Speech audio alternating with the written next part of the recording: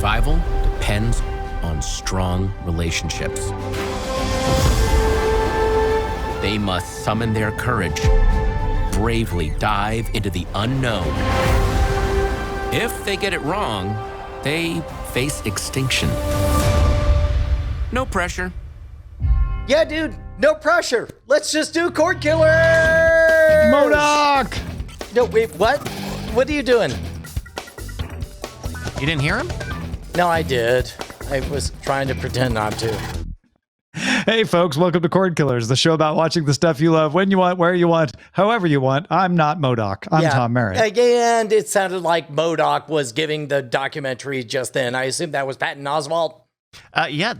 Yeah, that was Patton Oswalt narrating the upcoming Penguin Town, a docuseries coming to Netflix about the South African penguin, which battles balmy beaches instead of the Arctic expanse. Can they manage to reproduce while living among the humans? I'll tell you what, man. Forget it, Brian. Netflix. It's Penguin Town. Netflix is crushing it on all of these documentaries. Life in Color was so good. I think this is more of a Life in Cold. Yeah, exactly. Coldler. Well, no, it's South Africa, so I think it's actually pretty nice there. A Life in Depends on Cold. what- and maybe yeah. still racist? Question mark? Well, so No. In June, it's racist at opposite times. All right. Because it's... let's quickly move on to the primary target. Oh, smooth. Smooth. Thanks. Nobody will notice. Hey, multiple reports say Amazon is in talks to acquire MGM, the movie studio / television studio, with Variety reporting the deal could be worth $9 billion. Amazon, it's variable pricing. Just wait a day. It'll go down. MGM was valued around $5.5 billion, including with its debt, just as early as late last year. CNBC thinks the deal could be reached as early as Tuesday. Wall Street Journal was saying sometime this week. So it does seem like, the sources on the ground say it's going to happen. Variety reported back in December that MGM was looking for a buyer. And senior VP of Amazon Studios, Mike Hopkins, recently brought in, might I add, possibly for this very reason, is reportedly negotiating directly with MGM board chairman Kevin Ulrich on the deal. MGM is right now owned by a group of investors that took it out of bankruptcy in 2012. So that's the kind of move you do where you're like, I don't think it's a total loss. Let's step in and keep it alive, refurbish, put a new coat of paint on it, and then resell it for more. MGM has The Hobbit, Stargate, RoboCop in its library, and it has a deal with the Broccoli family to make the James Bond movies. I phrase it that way because the Broccoli family has an unusual amount of control over the Bond movies, but it is exclusive with MGM. So if Amazon did get MGM, any Bond movies that are made would probably fall under Amazon's purview, which is a big deal. So pure speculation here, but like we have celebrated multiple times the fact that we finally split apart from what we had previously called the monoculture. The idea that there were only 3 television stations, maybe 4 or 5 if you counted PBS. Nobody counts PBS. But then, but now we've seen this split into a bunch of different islands, and now, I mean, is it the natural order of things for everything to collapse back into 3 or 4 big players? I mean, I think it is. I think oligopoly is kind of a natural state for a mature industry where you have enough to be competitive, but not so many that nobody can make a go of it, right? You need to have that concentration of wealth to make it worthwhile for investors, et cetera, et cetera, et cetera. If I were to be flippant, Brian, I would say what you mean is we complained about having to pay for all those channels, and then we broke it all up in independent streaming services, and then we all complained that there were too many. And now that it's all consolidating back together, I bet you're going to complain that it's doing that. But it really is the cycle of things, right? I was saying from the beginning when everybody's like, there's too many streaming services, I was like, wait for it to shake out. Cable's going to go away. We have to wait for that to happen for this to make a little more sense. And not all of these streaming services are going to survive. So you have to wait to see which ones are going to survive. And part of the streaming services surviving is consolidation. We're going to talk a little more later. And we talked last week about HBO Max owner, Warner Media, consolidating into Discovery to create a new, bigger way to go about things. Viacom and CBS reunited so that they could have more oomph behind it. And MGM probably wasn't going to be able to go it alone for much longer. You need leverage if you really want to pour the big money into things. They had investors to take care of that, for 9 years here. But those investors are like, we did that in order to cash out, and now's the time to cash out. Amazon seems like they're willing to overpay for it if this $9 billion is true. But either way, Amazon could use some original content. Everybody could. I'm very curious. Netflix bought Miller World. Netflix is making licensing deals. I'm very curious to see if Netflix will just go and buy a studio, or if they're still intent on, no, we want to build it from the ground up. We don't want to bring in anyone into our culture. Amazon doesn't seem to mind. This is not a fully formed thought, but is there anything to the idea that there's sort of a natural gravity well that begins to form around various institutions? And yes, there are giant explosions that your Netflixes that explode out, and they collect talent from all around, and then they consolidate into a Jupiter or whatever. And then you've got your late to the game Amazons, and then they're trying to grab everything they can, and so you get your IOs and your Europas, or I forget which moons are on where. But my point is, this feels like the natural flow of things, and I don't know that I hate it, even though I feel like part of me wants to hate it, given that this is sort of, our hatred of this was what founded the entire show. Yeah, let go of your hate, Brian. This is the way it's going to go, and it doesn't have to be bad for the consumer, right? I think MGM was always going to get caught up by somebody. MGM wasn't part of the let's put power into the hands of the consumers movement. MGM was just kind of something that barely survived, and there were a couple of ways MGM could have gone. MGM could have gone much more bankrupt than it did and be sold off for parts, right? So somebody just comes in and buys all the licensing deals and the intellectual property and is done with it, and everybody gets laid off. Instead, the investors came in and saved some of the jobs. And now it's a play of, not only do we have cool properties, we also have expertise. We also have people in the building that know how to make movies, know how to make TV shows, and Amazon gets all of that. I don't think Netflix wants that. Netflix is looking at this saying, we want to build it ourselves. We want to we'll hire people like crazy, but we want to have them in the Netflix way of doing things. So Amazon's taking a bit of a risk here when it says, we want to add a bunch of people who've worked in a traditional movie studio / television studio into our way of doing things, which doesn't always work out. It isn't always efficient, but it does jumpstart your studio, which is weird to me because Amazon Studios seems like it's doing pretty well. But maybe internally they want to advance it faster. Anyway, all of that is to say, I think this is just the companies who make this content looking for the best way forward to get an edge on their competition. And MGM getting bought isn't necessarily, oh crap, one of the indies is gone. It was just kind of wreckage on the side of the road that somebody fixed up. Well, and remind me if I got this wrong, but it's like just last week we were talking about HBO Max collecting Discovery Plus into the fold, and we were theorizing that maybe it'll be a Warner mega system or something like that. Yeah. So we'll talk a little more about what John Stankey of AT&T was saying about that. Obviously, that merger not finishing until next year, so it's going to be a while before we see it. But the idea is AT&T doesn't want debt, so they're spinning Warner Media out, which could have landed Warner Media as an MGM, right? Not big enough to make it on its own, needing help, maybe going through bankruptcy. But instead, they're merging with Discovery, which has a worldwide presence. So you're seeing an independent media content focused company being created. And maybe that's better for content creation because they won't be under AT&T's thumb. So the hard assets that Amazon is acquiring are going to be the back catalog of everything of MGM.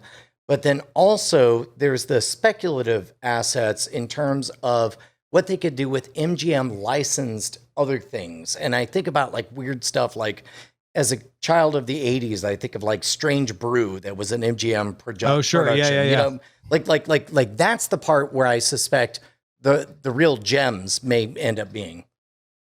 Right. And don't forget that another hard asset they get is a studio lot staffed with professionals who know how to make this stuff happen. So if Amazon says, hey, we'd like to pour some money into making new Strange Brew content, they've got the people on the lot there, some of which may have been around back in those days, that can be like, yeah, we can totally make that for you. So you heard it here first. We're banking on new Strange Brew content Strange Brew to 2, Amazon coming soon. MGM. Yep. Yeah. Will they replace the lion in MGM with like a box? I mean, they had the original MGM lion and they were cranking its tail and it belched instead of roared. That's what I remember most about Strange Brew. In Strange Brew, right? Yeah. No, I mean just in general. Well, if Amazon does get MGM, maybe the MGM lion like belches fire and it's like, that's a fire stick. I bet it belches deals. Okay. If you like this movie, you may also lie. Well, if you want a deal, then why don't you head it over to patreon.com/Cordkillers. That's where you can make a deal with us. $1 per episode is all we ask for you to keep us loud, live, and independent. We bring you the best and the brightest in news of how to watch what you want, when you want, whenever you want, on whatever device you please. And all we ask is for, $1. You'd give us $1, right? 50 cents a piece. You, the viewer / listener, are the outside investor that has saved our MGM. And we can remain independent because of it. Trying to think of like what a sexy MGM is. I'm not following James you on Bond. That. My MGM, my memory grandma mama. That's what it is. Memory grandma mama. What you just said. That's exactly what they're saying. As good as it gets. Let's talk about how to watch. Bryce had already watched it. We were just talking about Warner Media, and Warner Media announced that a less expensive version of HBO Max will become available in the first week of June for $9.99 a month. That's just 3 nines. I don't know why I said so many nines. $9.99 a month with ads. We knew it was coming. We didn't know when. Now we know. Coming in June, $9.99 a month with ads. Ads will not run against HBO original programming. So if you're watching Sopranos or Game of Thrones, you won't get ads. They'll only run on Max originals and content from the Turner, TBS networks, etc. The cheaper ad-supported version will not get the day and date movie releases that HBO Max gets for $14.99 a month. So Dune and what's coming up here in a couple of weeks, In the Heights, stuff like that, you won't get on the ad-supported version. Otherwise, all the content will be there. And at $9.99 a month, it's the most expensive ad-supported offering out there. Hulu and Paramount Plus both cost $5.99 a month with ads. Peacock is either free with ads, which is limited content, or you get all the content with ads for $4.99. But remember, HBO Max started by saying, hey, HBO costs $15 a month. HBO Max gives you a bunch more for the same price. So they're still following along that line of like, well, it was $15 a month for HBO plus a bunch more. We throw ads on there, we'll knock $5 off. I hate everything about this. Also, I agree 100% with it, by which I mean, I've never been a fan, as longtime viewers know, of the way they've launched HBO Max. I think it's a terrible misuse of the brand. However, combining it with Discovery Plus offers the opportunity for some kind of relaunch of the brand. In which case, and that won't happen until mid next year. Correct, so a whole year down the way. And that's just the brand. We don't know that any of that stuff is coming to HBO Max. Correct. But if you are going to do that, it seems to me like the right play is to just drive what you have into the ground, knowing that you're going to relaunch anyway in 1 year. Like, go ahead and make HBO mean nothing. Just make it all about the catalog, make it all about the value, drive as many people in there as you can, and then know that 1 year from now, you'll be able to rebrand as Warnerland, Warner Plus, Warner Vision, Warner. I warned you. It's Warner. Whatever you want to call it. I warnered you. I mean, but you understand what I'm saying, right? Like if you intend to nuke the brand, this is the right way to do it. I think you're overstating it. I always have. I don't think this is going to nuke the brand, but I think you're onto something, which is not, if I can state it just a little less nuclearly, you stick with this knowing that $9.99 is going to sound crazy to people with ads because you have a story to tell to explain it, which is HBO is $15 a month. If you get it alone still, you can still get it alone from a cable company. It's going to cost you $15 a month unless they do some deal that you're stuck into. But generally it's $15 a month. And then, well, now you can get it for $10 a month with ads. You can get HBO. You never could get HBO for $10 a month with ads on an ongoing basis. Now you can. And HBO shows won't even have ads, and you get all the new HBO shows. So they have a story to tell. We'll see whether it works or not. But I think you're right, Brian, where they're like, we just need to get to next year because once Discovery comes in, we can change all the rules. And we'll have a reason to change all the rules. And the association of, but HBO costs $15 will have been weakened enough by then, especially by doing a $10 version, that, I don't know, maybe they do a tier that's everything's still $15, but if you want just Max and Discovery stuff without HBO, maybe that is $7.99 and then $4.99 with ads. This I don't is know also what the they'll brilliance. do, but it'll give them options. This is the brilliance, is they may accidentally step into something that is a really good idea, in which case they can act like that's what they intended to do the entire time. Yeah. No, exactly. So they seem to think two things. One is they can make just as much money on a subscriber with ads as they can on a non-ad subscriber. So they're not really concerned about boosting ad-driven subscriptions. They're just offering the option. And the other thing is that they think that $15 a month price is working. And I don't know, they've got 60 million subscribers. So apparently it's compelling enough that people are like, yeah, but I got to watch whatever the thing is that they got to watch. We've already spoken. I have already publicly eaten crow over the fact that HBO Max has provided so much value that despite the fact that I think it's a terrible name and a terrible brand value, they got the goods. People are showing up, and including me. I'm enjoying it. Bello DLR suggests maybe it'll be $5 for just the ads. I'll sign up. A few other notes about the intention by AT&T to spin off Warner Media and merge it with Discovery. AT&T CEO John Stankey was talking to the JP Morgan Global Technology Media and Communications Conference Monday and said AT&T just didn't have the global reach that Warner would need to win at streaming. And streaming is the future. Yes, movies are still making millions and millions of dollars and will again. But streaming is the future, and they didn't have the reach to compete with Netflix, Disney Plus, and Amazon around the world. Jacob Kostrinakis at The Verge wrote this as part of the coverage of that. Combining the two companies seems to be a bet that the current streaming landscape with an assortment of large and small streamers isn't going to last much longer. Combining Warner Media and Discovery is about surviving the crash that may destroy smaller services and emerging stronger on the other side. And I think he's saying what I was saying earlier, which is everybody's teaming up to ride through the wave of change.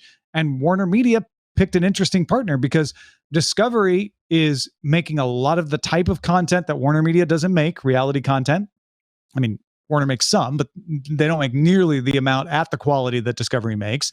And Discovery is worldwide and has sports in a lot of places worldwide, but you don't think of them as that in the United States. So together, they do make a very compelling worldwide streamer. And I thought it was interesting, Brian, that AT&T's CEO would be like, yeah, we, AT&T, very domestic because we're a carrier.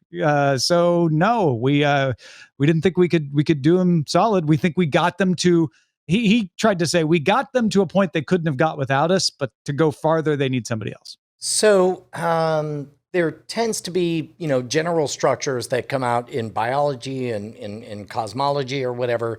For every mammal in North America, there's a marsupial that is roughly an analog down in Australia. Is there just sort of a natural order of things? like, do we just end up with 4 services? Is that how we go? 4 services and YouTube? It seems to be what we want. When I was joking earlier about everybody complains like too many channels and I don't get any choice, and then not enough choice. We want a small amount of options. We as humans seem to want about 4 or 5 options, and maybe that's all it is. Right, Bryce. Maybe that's what does we your gut optimize tell for. you? I am already paying for almost all of this, and certainly all the big streaming services. I think I would be in favor of some amount of consolidation. I mean, we certainly hear the complaint that I believe Tom mentioned before, which is that, oh, now there are too many streaming services, and now they all cost more than cable. And I think we wouldn't see that comment so frequently if there wasn't a nugget of truth to that. The truth that there is a lot of choice. There's probably too much choice for the average consumer. Yeah, we got like Disney Plus is pretty much Hulu, right? So those are kind of one clubhouse. But they are technically separate services still. Correct, but essentially one's grown-up Disney, one's kid Disney. And I don't want kid Disney. And then we've got HBO Max now merging with Discovery Plus, so that gives us 2. We got Warner, HBO Max, and so on, and then so you've got Disney Plus, the Disney Plus bundle, let's call it that, with Hulu and ESPN Plus. You've got HBO Max with Discovery coming. You've got Paramount Plus, which is all of Viacom CBS. You've got Netflix. You've got Amazon, and you've got Peacock. And then you have Tubi as a wild card. Also you from have Fox. YouTube or whatever. Yeah, I mean, once you start throwing in free ones, because then there's Pluto and Tubi, Crackle, and but Tubi is Fox's Peacock. Tubi, I believe we even named a show that.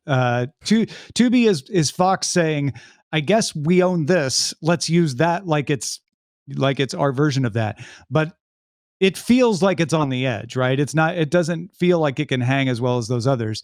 And then you're right, Brian. Then we get into the niche providers, which could be your chiller type Apple services, TV+, your add-on channels, your YouTube channels, all of that kind of thing.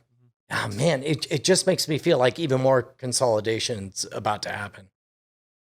I don't know who else is left to consolidate, but we'll keep an eye. We'll keep an eye out because you just never know. Sony either is just going to be like, we just want to make content.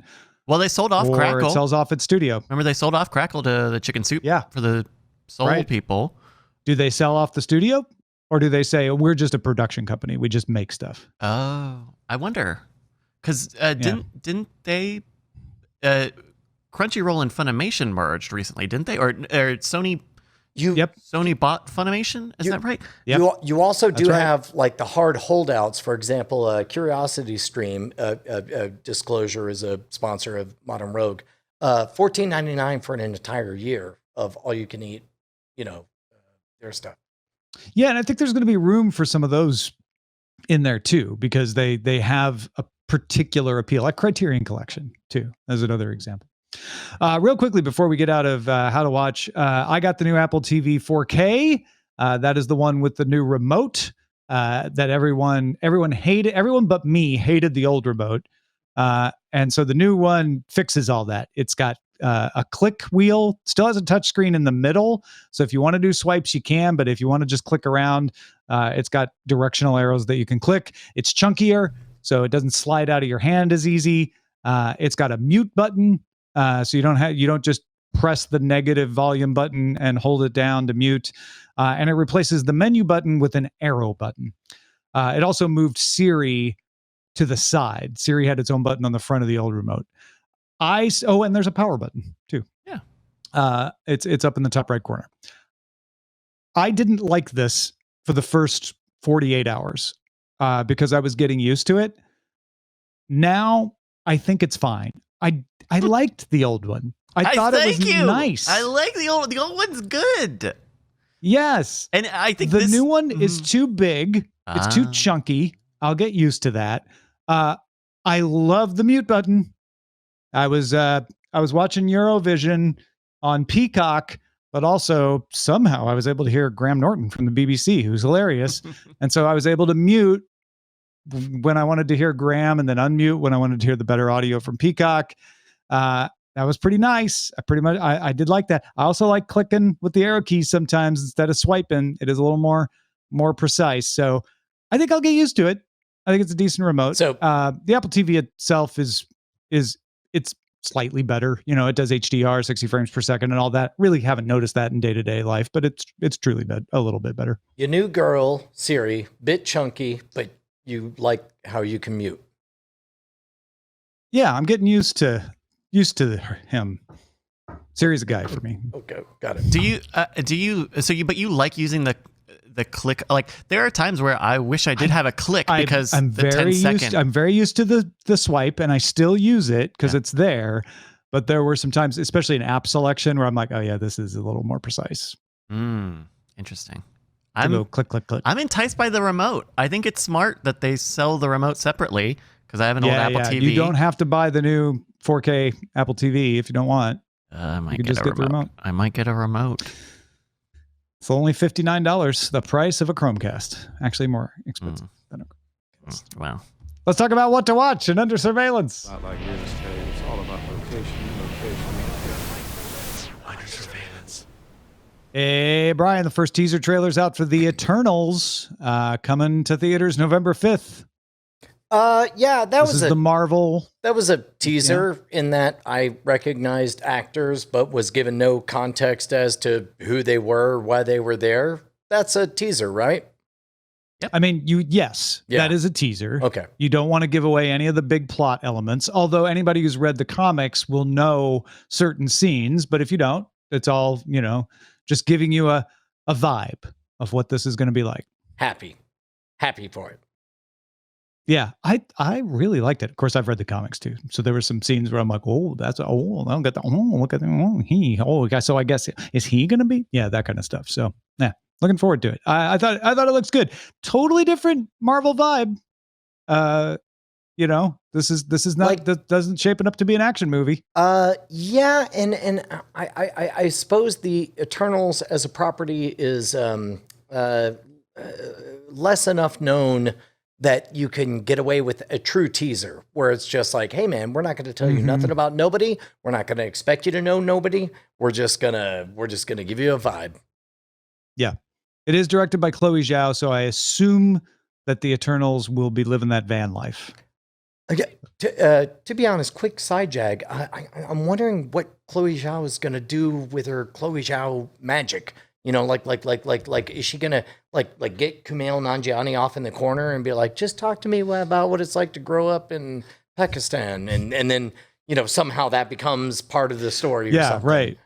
And now Pakistan is being an immortal.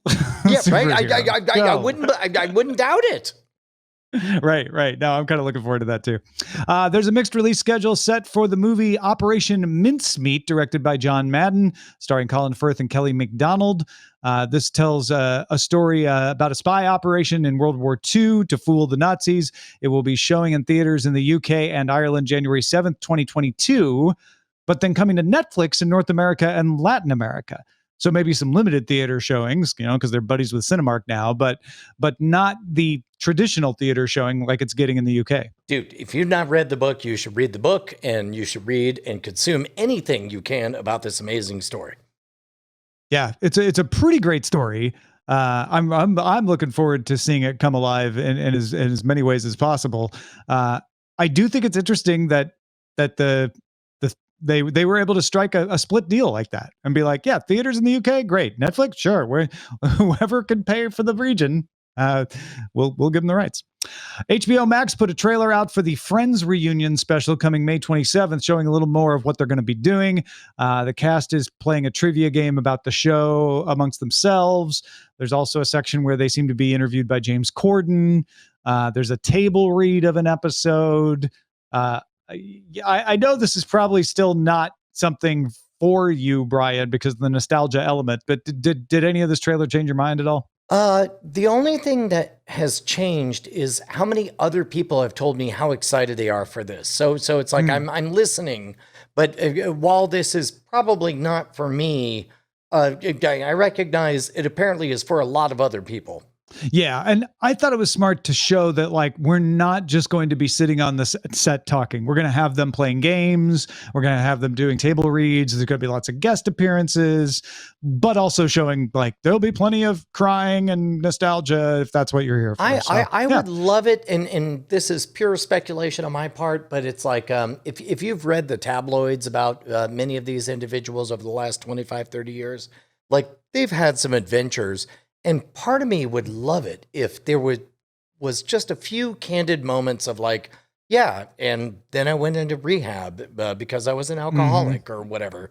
You know, it would be neat to experience that.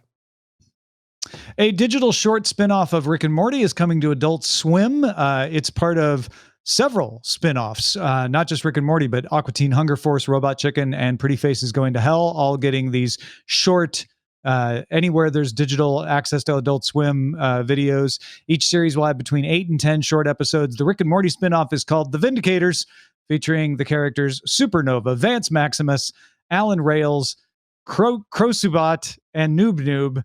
If those sound familiar, they appeared in season 3, episode 4, episode Vindicators 3, The Return of World Ender. And they're back. They used to call these types of things pitch reels. Yeah, or webisodes. Webisodes, I was going to say. Yeah. I mean, that's cool. I mean, I'm into it. Cool. Yeah.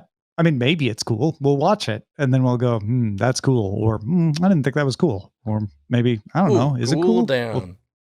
Yeah. Keep an eye out. A bunch of other notes here. Production has ended on season 1 of Wheel of Time for Amazon.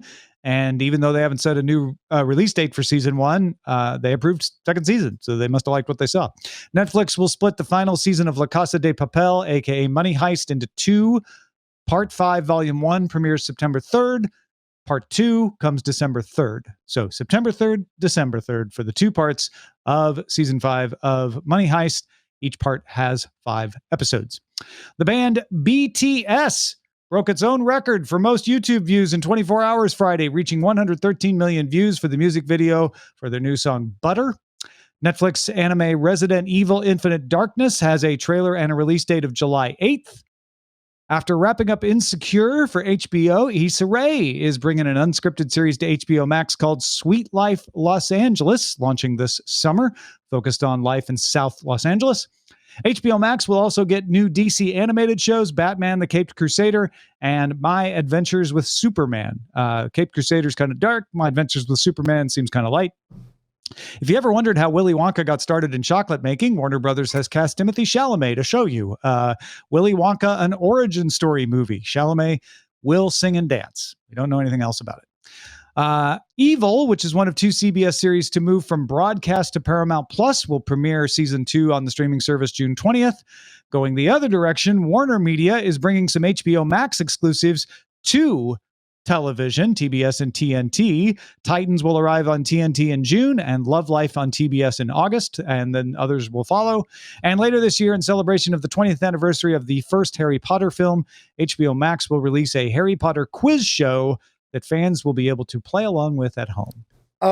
2 of these really pop out to me. One is I have confused feelings about doing prequels to the origins of Willy Wonka. Part of me generously wants to say, hey, do you like that flavor? Would you like a youthful version of that flavor? Would you like to know more of the story? Great. Go for it. The cynical part of me wants to say, oh, this is how you buy a property and grind out, the last remaining magic that's left in it, right? But the idea of a trivia stream, essentially a pub quiz, basically, based around the Harry Potter film, sounds fascinating to me. Yeah, it's funny with the Willy Wonka thing.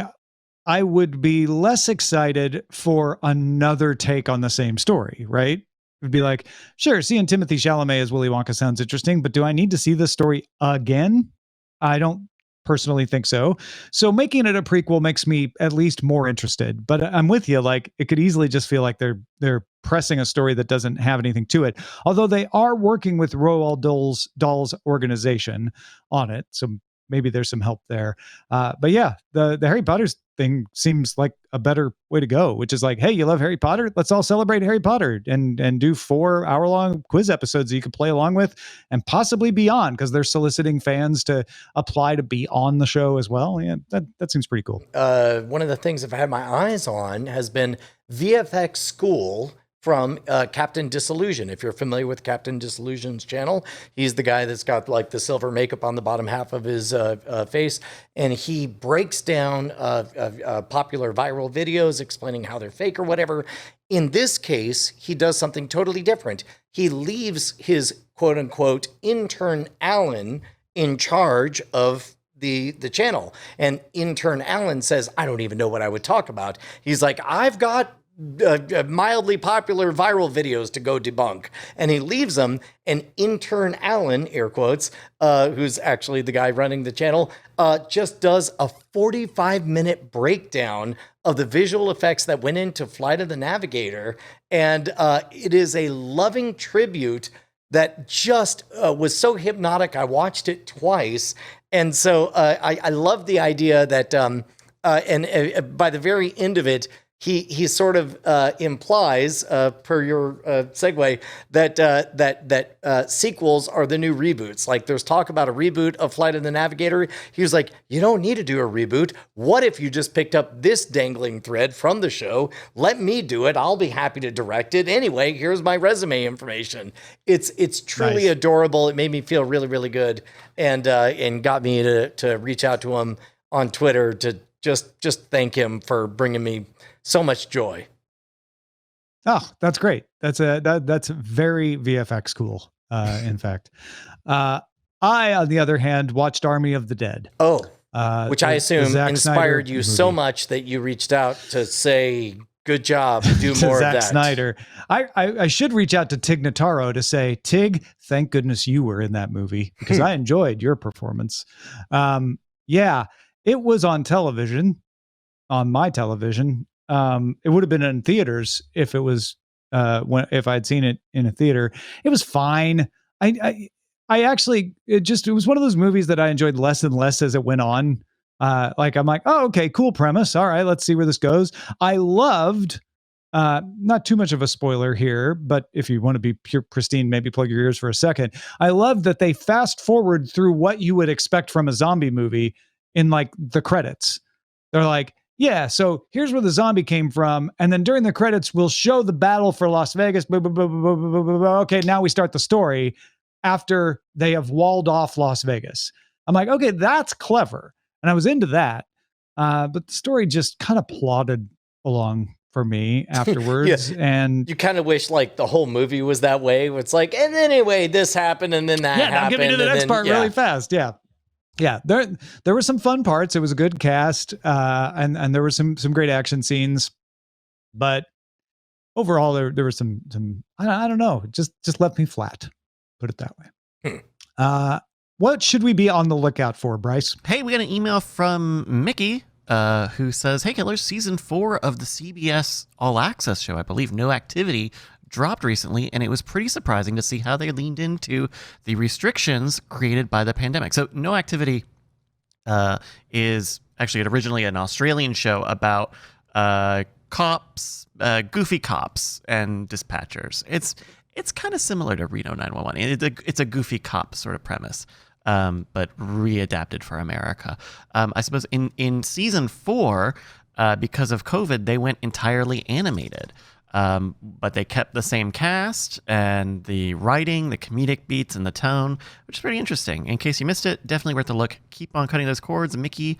Thank you, Mickey. Yeah, that's interesting. I remembered when I looked up the trailer for this that we actually briefly talked about this when it was first brought to CBS back in like 2017, and it's still on the air, and it's doing well even amid the pandemic. So check that out. It's No Activity.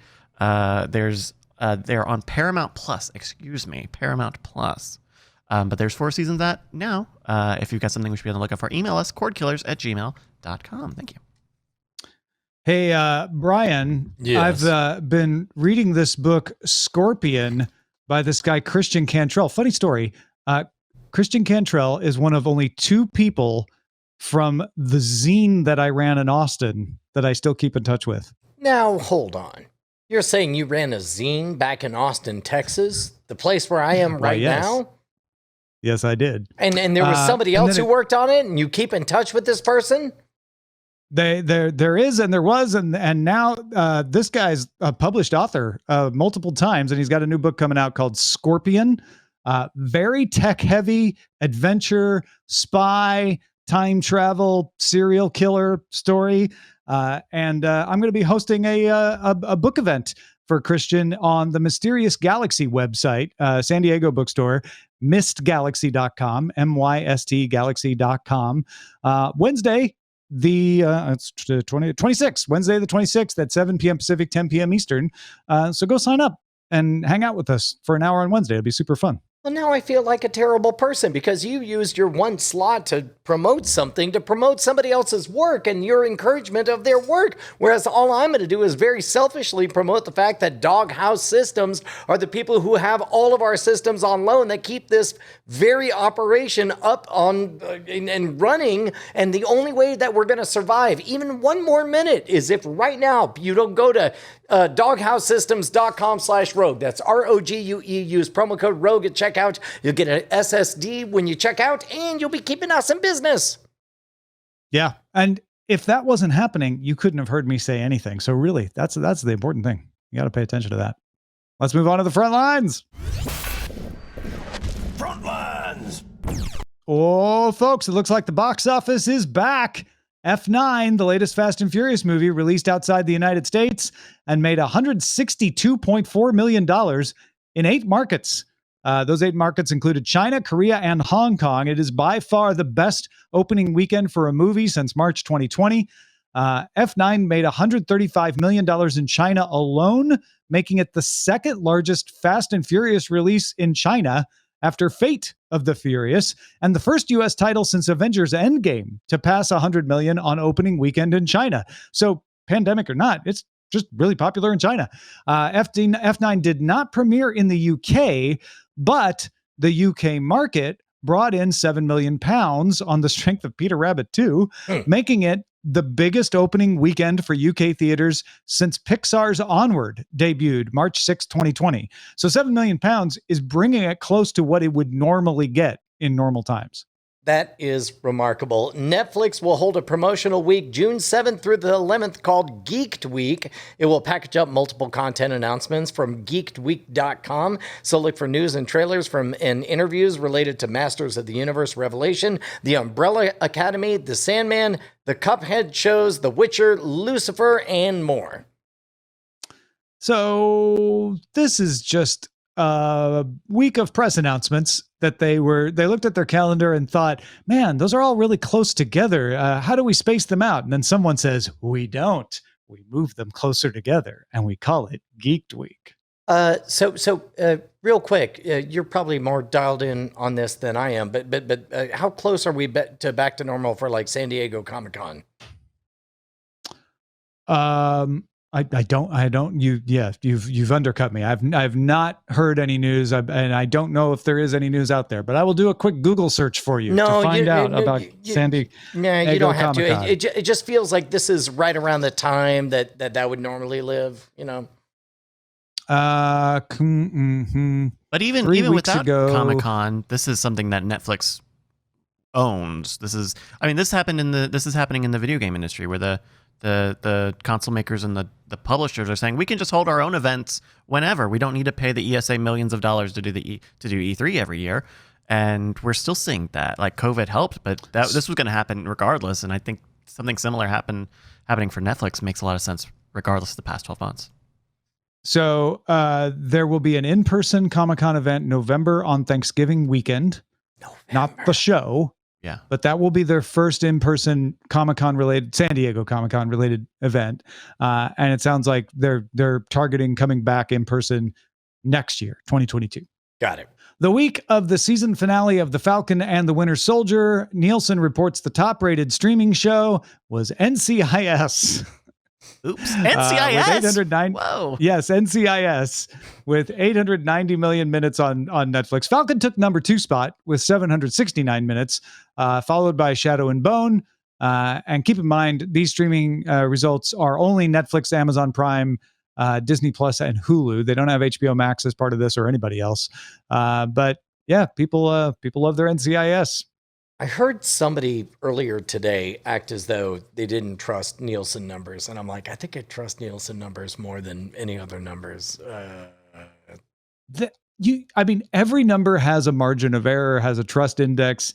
Nielsen's are useful within a certain parameter is kind of the way I look at it, right? Agreed.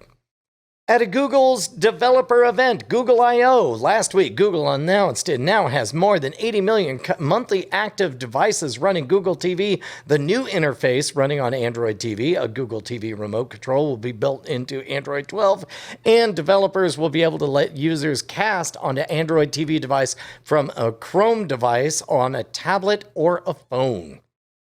Yeah, so from your Chrome browser, you'll be able to cast from your tablet or your phone. Catching up is good for Google TV. And on a decent amount of devices out there. So that is not nothing. All right, let's get to the dispatches from the front.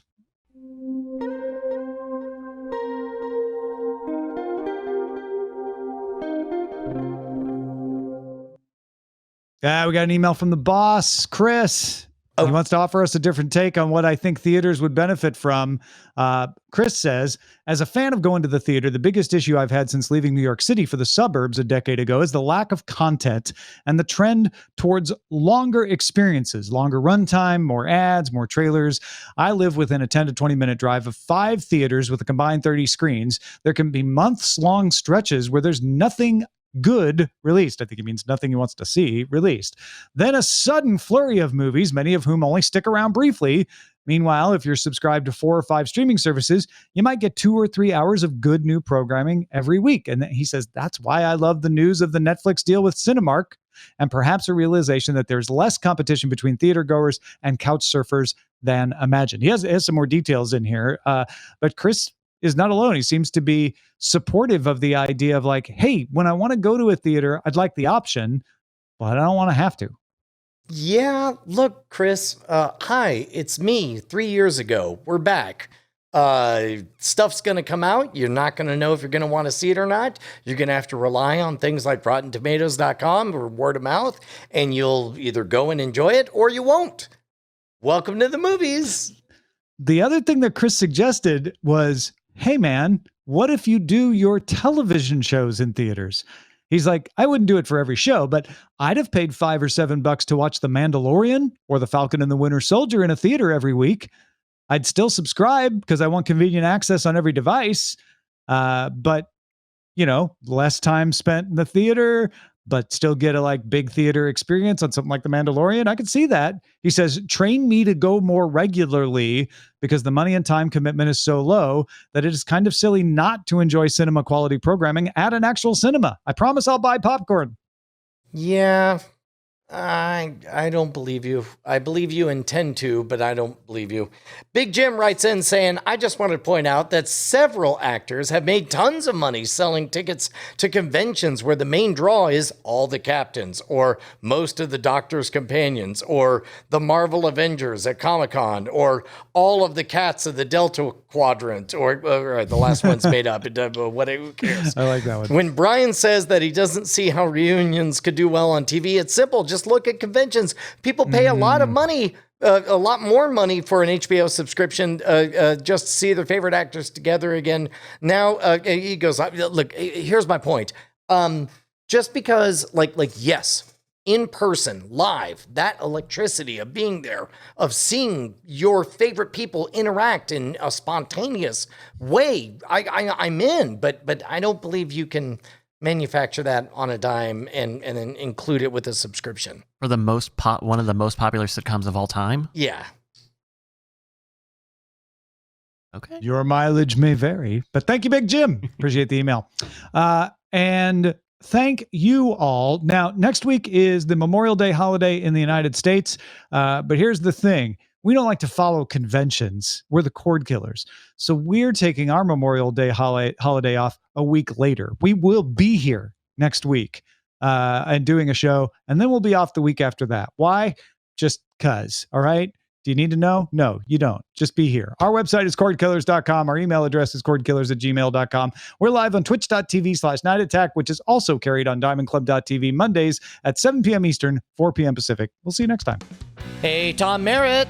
Yes, Brian Brushwood. Know who I love even more than my own children? Your other children? No, not my wife. I know what you're saying. I love our $5 patrons. These are the people that keep us loud, live, and independent. Thank you so much, $5 patrons.